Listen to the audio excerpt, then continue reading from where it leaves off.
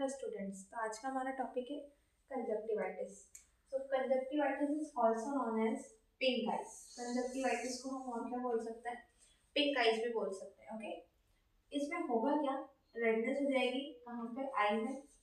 और कंजक्टिवाइटिस जो है ये एक आई को भी अफेक्ट कर सकती है और बोथ आई को भी अफेक्ट कर सकती है। बोथ आई या फिर एक आई को भी अफेक्ट कर सकती है। ठीक है, अब इसमें होगा क्या? इन्फ्लामेशन हो जाएगा किसका?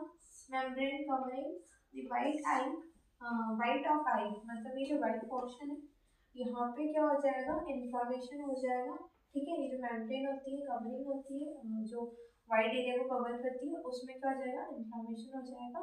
और classification bacteria, viral, allergic, toxic और केमिकल। ठीक है, बैक्टीरियल में किससे होगा? स्टेफाइलोकोकाई ऑरियस, हीमोफिलिक इन्फ्लुएंजा और स्ट्रेप्टोकोकाई न्यूमोनिया।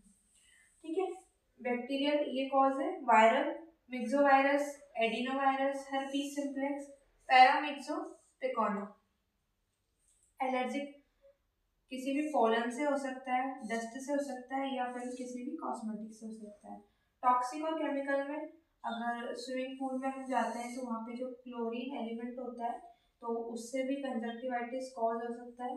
स्मोक से हो सकता है, हेयर स्प्रे से हो सकता है, इंडस्ट्रियल पॉल्यूटेंट से हो सकता है। ठीक है, क्लिनिकल मैनिफेस्टेशंस, आई में क्या होगा? पेन होगा, इचिंग देखने को मिलेगी, इरिटेशन होगी, और जो हमारा ब्लड विजन मतलब क्लियर नहीं दिखेगा, ब्लड विजन होगा, photophobia, sometimes looking at bright light in painful is painful. कई कभी कभार क्या हो सकता है, अगर जो पेशेंट है वो ब्राइट लाइट को अगर देखने की कोशिश करता है तो वो उसके लिए पेनफुल हो सकता है। ठीक है, रेडनेस हो सकती है आई में, और क्या होगा? बर्निंग होगी, बर्निंग सेंसेशन होगा आई में, एक्सेसिव टीयरिंग, आंसू आ सकते हैं ज़्यादा अमाउंट में। दोबारा से मैं एक बार बता देती हूँ, conjunctivitis also known as pink eyes. Conjunctivitis को पिंक आइज भी कहा जाता है। या तो ये एक आई को अफेक्ट करेगा या दोनों आइज को अफेक्ट कर सकता है। रेडनेस होगी आइज में, इन्फ्लामेशन होगा कहाँ पे? जो कवरिंग होती है वाइट ऑफ आई की, जो वाइट पोर्शन होता है आई का, उसकी जो कवरिंग होती है, मेम्ब्रेन होती है, ये वाली यहाँ पे देखो, ये जो वाइट पोर्शन है यहाँ पे क्या देखने को मिलेगा? इन्फ्लामेशन देखने को मिलेगा। और क्लासिफिकेशन 4 टाइप्स के रहेंगे: bacterial, viral, allergic, toxic and chemical. Bacterial किस किस से कॉज हो सकता है? Staphylococci aureus, haemophilic influenza, streptococci pneumonia. And viral myxovirus से adenovirus, herpes simplex virus, paramyxovirus और पिकोना वायरस। ये सब क्या कर सकते हैं? कॉज कर सकते हैं कंजक्टिवाइटिस। ठीक है, एलर्जी, कोई एलर्जी कंडीशन हो गई वो भी क्या कर सकती है? कंजक्टिवाइटिस कॉज कर सकती है। अब एलर्जी भी किस चीज़ से हो रही है? किसी पॉलन से हो रही है, डस्ट से हो रही है, फिर कोई कॉस्मेटिक प्रोडक्ट है उसमें कोई ऐसा एलिमेंट है या कोई कंपाउंड है जो क्या कर रहा है? हमारी आईज को प्रॉब्लम क्रिएट कर रहा है, तो उससे कंजक्टिवाइटिस देखने को मिल सकता है। टॉक्सिक एंड केमिकल, तो टॉक्सिक और केमिकल में देखो क्लोरीन जो एलिमेंट होता है वो फॉर्म होता है किसमें? स्विमिंग पूल्स में, तो उससे कंजक्टिवाइटिस कॉज हो सकता है। स्मोक से हो सकता है, हेयर स्प्रे से हो सकता है, एंड इंडस्ट्रियल पॉल्यूटेंट। नेक्स्ट हम क्या देखेंगे? Diagnostic evaluation. ठीक है, डायग्नोस्टिक इवैल्यूएशन में क्या करेंगे? हिस्ट्री कलेक्शन करेंगे, फिजिकल एग्जामिनेशन करेंगे जो होता है नेचुरली। उसके बाद ब्लड कल्चर करेंगे किसी भी बैक्टीरिया के डिटेक्शन के लिए। इवैल्यूएशन करेंगे किसका? कंजक्टिवा का। और एक्सटर्नल आईज के जो टिश्यू है जो हमको अपीयर हो सकते हैं उनका क्या करेंगे? हम इवैल्यूएशन करेंगे। उसके बाद इनर ईयर की जो स्ट्रक्चर है ऑफ आई उसका हम इवैल्यूएशन करेंगे। नेक्स्ट देख, मैं फोटोफोबिया बताया था क्लिनिकल मैनिफेस्टेशन में, तो क्लिनिकल मैनिफेस्टेशन में इसका मेन जो था क्या होगा? ये एक अबनॉर्मल कंडीशन होगी पहले तो, जिसमें क्या होगा? जब आई होगी उसमें डिस्कम्फर्ट देखने को मिलेगा, पेन देखने को मिलेगा, सेंसिटिविटी देखने को मिलेगी किससे? लाइट से, फोटोफोबिया। ठीक है, विजुअलाइज नहीं हो पाएगी कोई भी ज्यादा लाइट हम अफेक्ट करेगी वो किसको? हमारी आई साइट को। ठीक है, देन मैनेजमेंट। ठीक है, मैनेजमेंट यहाँ से स्टार्ट करेंगे। ब्रॉड स्पेक्ट्रम क्या देनी है? Antibiotics prescribed. Eye should be cleaned with wool soaked in cool boiled water. जो हमारी आई है उनको उसको किस तरीके से क्लीन करना है? तो तो वुल वुल जो होती है उसको सोक्ड करना है, किसमें, कूल्ड बॉइल्ड वाटर। पहले तो बॉइल्ड वाटर, पानी को उबालना है, फिर उस उबले हुए पानी को क्या, कूल्ड, ठंडा होने के बाद उसमें क्या करनी है, वुल सॉफ्ट करनी है। देन उसके बाद क्या करेंगे, क्लीन करेंगे आइस को। ओके, उसके बाद टेट्रासाइक्लिन जो है एंटीबायोटिक है, दे सकते हैं इसमें। स्पेसिफिक जो है हमको लिखनी रहती है मेडिसिन।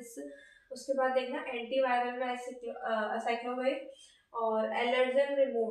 अगर एलर्जन कोई भी फॉरेन पार्टिकल या फॉरेन ऑब्जेक्ट गया है आई के अंदर, तो हमको क्या करना है, सबसे पहले उसको रिमूव करना है। जब तक हम उसको रिमूव नहीं करेंगे तब तक जो है हम ट्रीट नहीं कर पाएंगे उस कंडीशन को। ओके, उसके बाद देखना 2% sodium cromoglycate eye drops 4 times QD daily reduce itching. 2% जो सोडियम क्रोमोग्लाइसेट आई ड्रॉप आती है, उसको क्या करना है, 4 times, एक दिन में 4 times ड्रॉप यूज करनी है डेली, रिड्यूस करने के लिए क्या, इचिंग। ओके, नेक्स्ट देखना एक और यहाँ भी मैनेजमेंट ही है, तो कोल्ड कंप्रेस।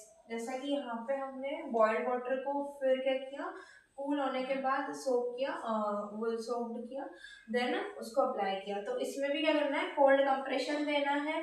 उसके बाद कब तक देना है, for about 10 minute 4 to 5 times a day to soothe pain. Okay, 10 minute तक देना है, और हाँ 10 मिनट तक देना है, और एक दिन में 4 से 5 बार देना है। ठीक है, जिससे क्या होगा, पेन रिलीव होगा, पेन में और पेन को हम ट्रीट कर पाएंगे। ओके, उसके बाद देखना डेक्सामेथासोन की जो आई ड्रॉप आती है, ये भी हम कितने टाइम दे रहे थे, 4 टाइम्स दे रहे थे, किस लिए, रिड्यूस करने के लिए इचिंग को। 2% सोडियम क्रोमोग्लाइसेट आई ड्रॉप्स, और डेक्सामेथासोन की जो आई ड्रॉप्स है वो भी हम 4 टाइम्स देंगे।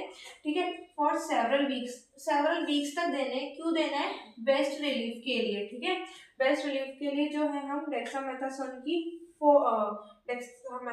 ड्रॉप्स देंगे 4 टाइम्स डेली, सेवरल वीक्स के लिए। ओके, दोबारा से मैं एक बार बता देती हूँ, डायग्नोस्टिक इवैल्यूएशन है ये।